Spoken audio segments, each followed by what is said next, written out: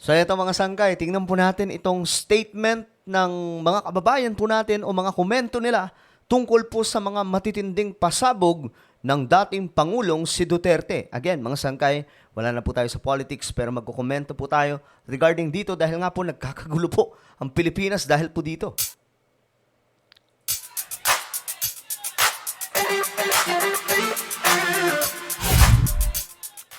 Magandang oras po sa lahat ng ating mga kababayan from Luzon, Visayas, Mindanao, Sabah at maging sa ating mga kababayan na nasa iba't ibang bansa. Okay guys, bago tayo magsimula, pakisubscribe po muna yung ating YouTube channel. Ayan po sa baba ng video na to, makikita nyo po yung subscribe button. Pindutin nyo lamang po yan, tapos i-click nyo yung bell at i-click nyo po yung all. At kung kayo naman po ay nanonood sa Facebook, don't forget to follow our Facebook page. Okay guys, ito, pag-usapan po natin, no? Ito kasing si former President Duterte. Again ha, wala po tayong kinakampihan dito. Kabila ang panig mga sangkay, wala na po tayong pakialam sa kanila. Pero ang may pakialam ako sa mga Pilipino, kapwa natin Pilipino. Tingnan po natin kung ano nga ba ang sentimiento o ano nga ba ang naiisip ng mga kapwa natin kababayan sa napakaraming pasabog na ito. Kagaya po na ito mga sangkay about kay BBM, adik daw si BBM, si former President Duterte, may mga banat.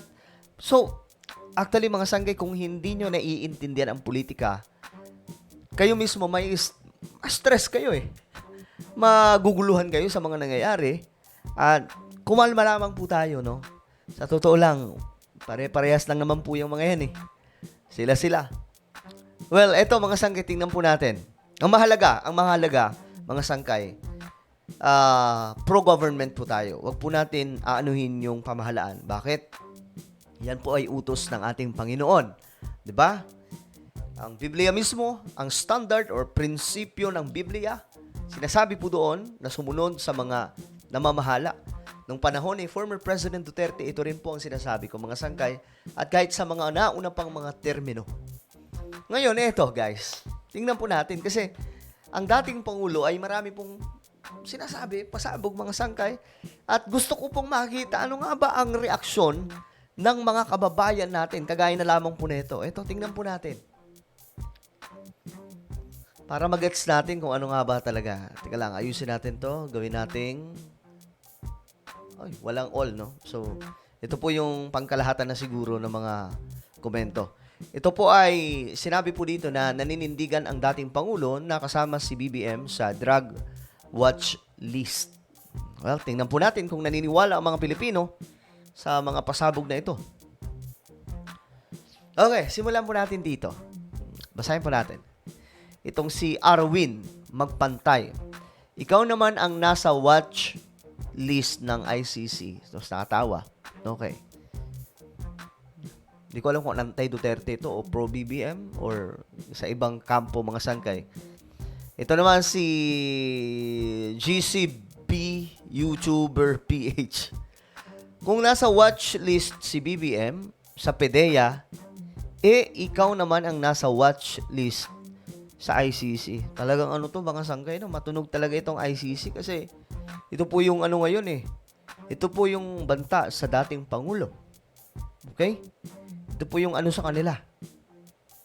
Baga, ito yung kinakatakot ng dating Pangulo ngayon, mga sangkay, just in case. Kasi, hindi po kasi tulad ni Putin na nasa kanyang trono, itong si Putin.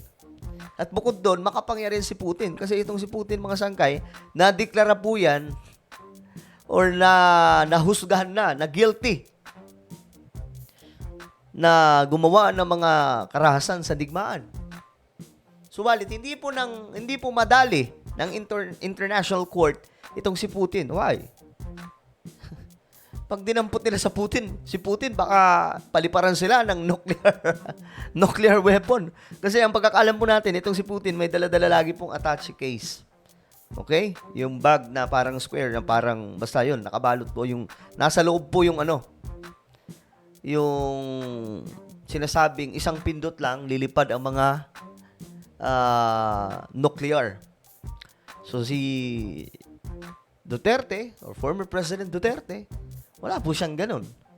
So at any moment, pwede po talaga siyang damputin, no?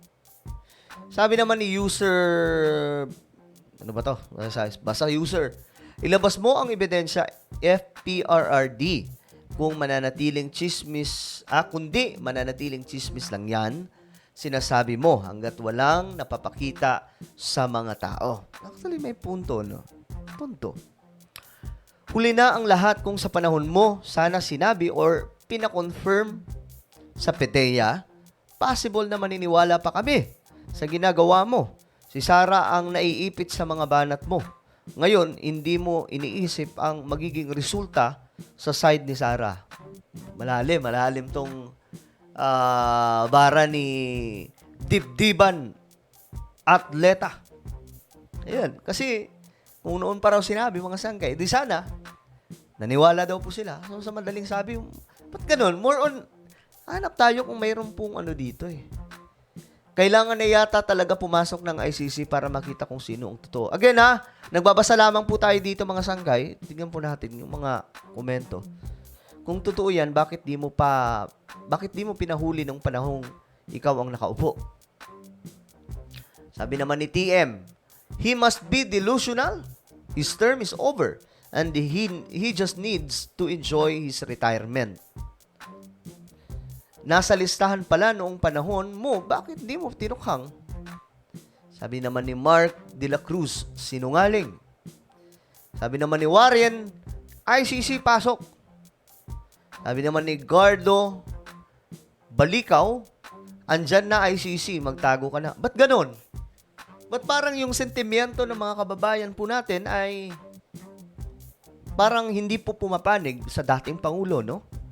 Yun po yung sentimiento ng mga kababayan. Actually, ang inasahan po natin dito, na parang, di ba, kasi ang tindi ng mga pasabog ng former president, inaasahan po natin dito, mababasa po natin yung talagang nanggigigil yung mga kababayan natin kay Bongbong Marcos, kay sino pa ba, Romualdez, o kung sino pa man. Pero parang dito mga sangkay, mukhang tagilid ang mga pasabog ng dating Pangulo.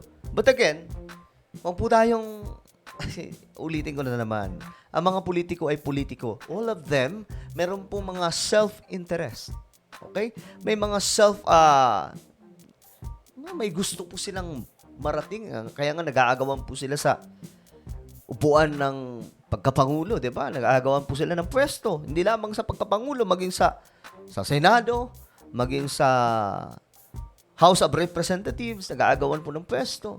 So, ito po yung politika sa Pilipinas. That's why, kalma lang po tayo. Okay, pare-parehas lang po ang mga yan, mga sangkay. Ang importante, maging masunuri po tayo sa batas, maging law-abiding citizens po tayo. So, ito naman mga sangkay. Sabi naman ni James, mukhang malakas ang epekto ng gamot na iniinom neto. Nag-uulyanin na. Sabi naman ni Shing, ito pala yung mother of Marites. Sabi naman ni Elizabeth, bakit noon ikaw, Pangulo, hindi mo pinakulong? Sabi naman ni Ray, wala na talaga, finish na. Sabi naman ni itong Cromagnon, ano bang problema nitong taon na to? Ingay ka pa ng ingay tapos na termino mo. Si Lenny, tahimik na. Ikaw, Diyos ko Lord, parang awa mo na. Babalik na kapayapaan sa Pilipinas. Sabi naman ni Gear, nasa watch list na din si Maudig sa ICC. Ito naman si Joselito, ipinakita mo na talaga na ulyanin ka. Nakakatawa ka talagang digong. Grabe amoy loop. Grabe naman. Wag naman sobra, mga sangkay. Parang na yan. Mind-blowing president pa naman. Ba't ganun? Parang sinasabi po nila na ulyanin. So, dito mga sangkay, naghahanap po tayo ng pumapabor, pero parang wala po tayo mahanap, no? Ayan, basahin nyo na lang mga sangkay. Mababasa nyo naman. Ba't wala tayong makita mga sangkay na parang negatibo sa administrasyon? Ako, again, wala po tayong pakialam sa mga yan. Just be human. Ang gusto lamang po natin mangyari, magkaroon po ng katahimikan, kapayapaan ng ating bansa. Subalit malabo po yan sa panahon natin ngayon. Nag-aaway-away dahil po sa posisyon ng pamahalaan. Which is hindi po magandang tingnan, mga sangkay. Dapat itong nangyayari sa Senado at sa House of Representatives, dapat pinag-uusapan po nila na maayos. Ito ang problema, mga sangkay, kung bakit ganito ang ating sistema. Dahil hindi po tayo parliamentary system, anytime pwede magpatutsadahan. Ang parliamentary system kasi may proper place for debate. Doon lamang. Di tulad po ngayon sa Pilipinas, mga sangkay, pag makahawak ng microphone, ganito si ano, ganito si ganito. Diba? Babanat. Halimbawa na lang, babanat si BBM, babanat si Duterte, babanat ang kung sino-sino. Why? Magulo talaga hanggat presidential system tayo. Hanggat hindi po tayo nagiging parliamentary system sa Pilipinas. Noon pa man, kahit nung panahon ni President Duterte, sinusulong na po yan. Mismo siya, sinusulong po niya yan.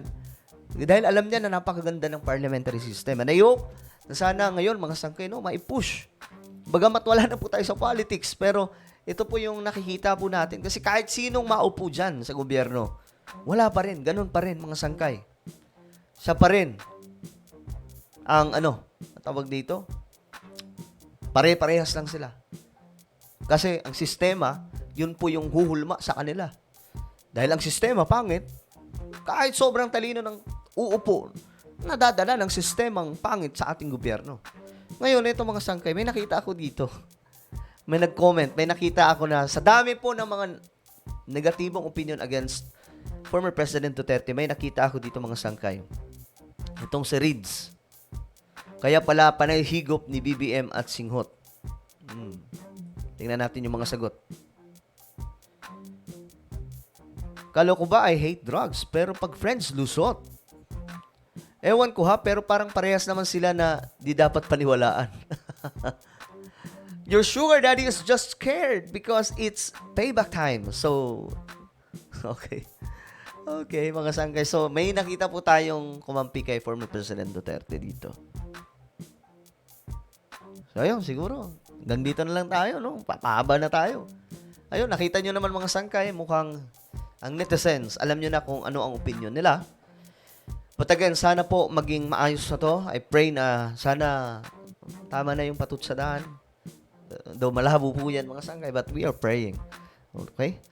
So, ano pong inyong opinion? Just comment down below. At ngayon, mga sangkay, meron po akong Facebook, saan ba yan? Facebook group, no? Exclusive for, eto, para lamang po sa mga solid sangkay ito.